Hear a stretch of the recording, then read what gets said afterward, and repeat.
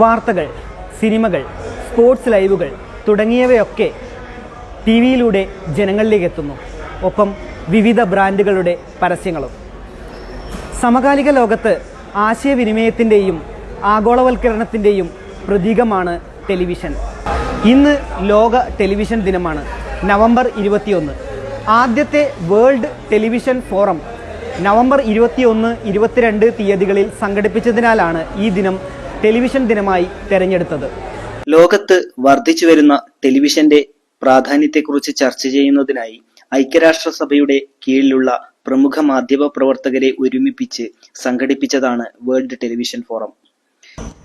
സമാധാനം, സുരക്ഷ, സാമ്പത്തികവും സാമൂഹികവുമായ വികസനം, സാംസ്കാരിക വിനിമയത്തിൻ്റെ പ്രചാരണം എന്നിവയായിരുന്നു ലക്ഷ്യങ്ങൾ. ടെലിവിഷൻ വിവരവ്യാപനത്തിനുള്ള മാർഗങ്ങളിൽ ഒന്ന് മാത്രമാണ്. അതാകട്ടെ ലോക ജനതയിൽ ഒരു വലിയ ഭാഗം വരുന്ന ദരിദ്ര വിഭാഗത്തിന് അപ്രാപ്യമായി നിലകൊള്ളുന്ന ഒന്നാണെന്നും നാം മനസ്സിലാക്കേണ്ടതുണ്ട്. 1959 സെപ്റ്റംബർ 15 ഡൽഹിയിലെ ആകാശവാണി സ്റ്റുഡിയോയിൽ വെച്ചാണ് ഇന്ത്യയിൽ ആദ്യത്തെ ടെലിവിഷൻ ചാനലായ ടെലിവിഷൻ ഇന്ത്യ ആരംഭിച്ചത്. പിന്നീട് ഇത് ദൂരദർശൻ എന്ന് പുനർനാമകരണം ചെയ്തു. ലൈവ് പ്രോഗ്രാമുകൾ, സീരിയലുകൾ, കുട്ടികളുടെ പരിപാടികൾ, റിയാലിറ്റി ഷോകൾ തുടങ്ങിയവയുടെ വരവോടെ ടെലിവിഷൻ കൂടുതൽ ജനകീയമായി. ഇന്ന് ഇന്ത്യയിൽ 1000-ഓളം ടെലിവിഷൻ ചാനലുകളുണ്ട്. കേരളത്തിൽ തന്നെ 100-ലധികം ചാനലുകൾ.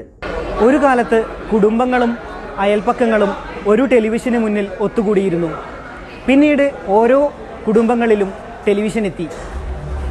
സ്മാർട്ട് ഫോണുകളുടെ വരവോടെ അപ്രധാനമായി തുടങ്ങിയിരുന്നെങ്കിലും സ്മാർട്ട് TV ആയതോടെ കുടുംബങ്ങൾ വീണ്ടും ഈ ദൃശ്യമാധ്യമത്തിന് മുന്നിലെത്തിയിരിക്കുകയാണ്. ക്യാമറ പേഴ്സൺ കൃഷ്ണപ്രിയയോടൊപ്പം ഋതുനാഥ്, മാതൃഭൂമി മീഡിയ സ്കൂൾ, കൊച്ചി.